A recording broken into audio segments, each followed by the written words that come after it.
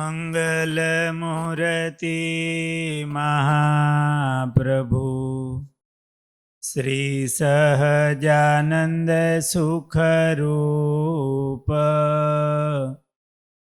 ભક્તિ ધર્મા સુત શ્રી હરિ સમરું સદાયનુપ.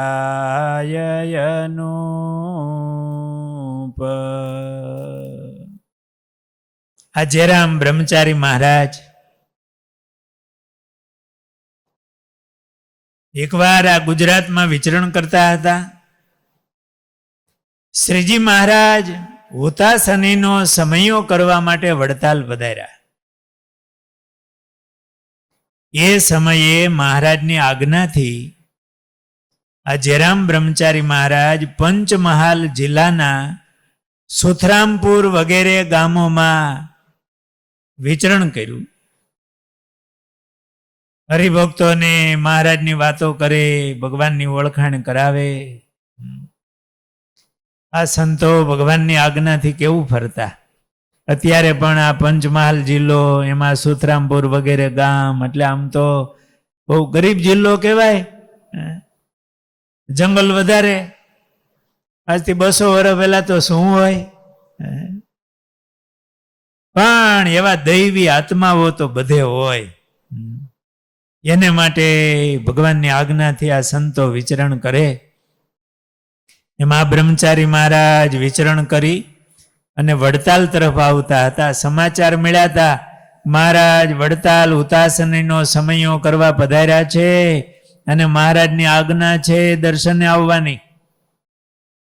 એટલે બ્રહ્મચારી મહારાજ તો ઉતાવળા આવેલા હતા, વહેલું આવે વડતાલ. એમાં રસ્તામાં ઝાલમસંગ દરબારના ઘોડાસર ગામ આવે. અમદાવાદથી આગળ ઘોડાસર ગામ આવે છે. કેવા અમદાવાદમાં જ આવી ગયું. ત્યાંના ઝાલમસંગ દરબાર એ બહુ સારા સત્સંગી. એમના પ્રસંગો આ સત્સંગના લીલા ચરિત્રોમાં ઘણા આવે છે. શ્રીજી મહારાજ પણ ત્યાં પધારેલા. આ ઝાલમસંગ દરબાર એમના ઘોડાસર ગામ આવ્યા. ત્યાંથી આગળ ચાલતા વગડો આવ્યો, એટલે સીમાડો. એમાં રસ્તામાં એક ખાખરો, ખાખરાનું ઝાડવું. જયરામ બ્રહ્મચારીને જોઈ અને ખાખરાનું વૃક્ષ વાયુ વગર આમ ડોલવા માંડ્યો. ખાખરો પવન હોય અને ખાખરો ડોલે એ તો સમજાય કે પવન આવ્યો. પવન નહીં, આજુબાજુના ઝાડવા બધા સ્થિર અને આ ખાખરો આમ ડોલવા માંડ્યો. આવું થાય તો આપણને શું થાય? બ્રહ્મચારી એની પાસે ગયા, ખાખરા પાસે, અને વિચાર કર્યો કે આનો મોક્ષ શું કરીએ તો થાય? ઝાડવામાં જીવ તો હોય. મહારાજે જ સ્ફૂર્ણા કરાવી જયરામ બ્રહ્મચારી મહારાજને કે આના કેસુડા આવ્યા હતા બરોબર ખાખરામાં. ફાગણ મહિનામાં જતા હતા ને, આ હુતાસનીનો સમય ત્યારે હોય, અને એ વખતે ખાખરામાં કેહુડા એવા હોય.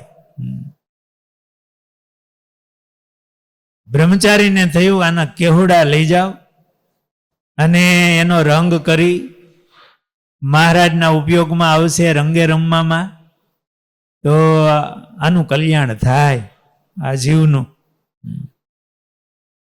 અને એમનો ઉદ્ધાર થાય. બ્રહ્મચારી મહારાજ પાસે તુંબડામાં પાણી હતું.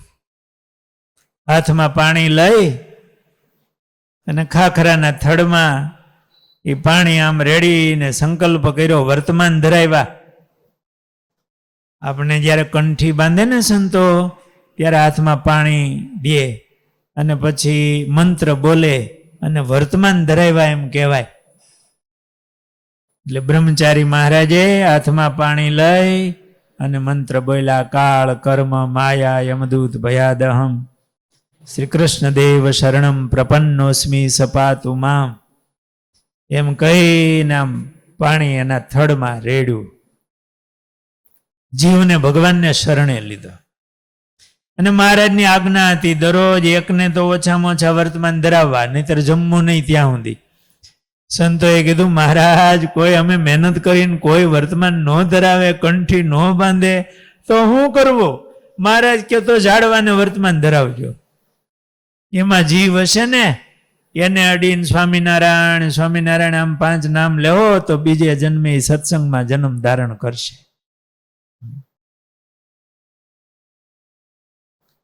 બ્રહ્મચારી મહારાજે એમને વર્તમાન ધરાવ્યા એટલે ખાખરો થરથર્યો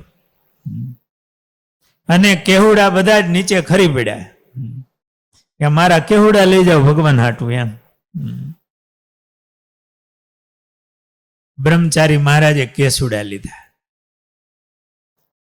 વડતાલ આવ્યા, મહારાજને દંડવત કર્યા, કેહુડા ભેગા અને મહારાજના ચરણમાં મૂક્યા અને મહારાજને વાત કરી. મહારાજ હું વગડામાં આવતો હતો ત્યાં એક ખાખરાનું ઝાડ આમ થરથર્યું.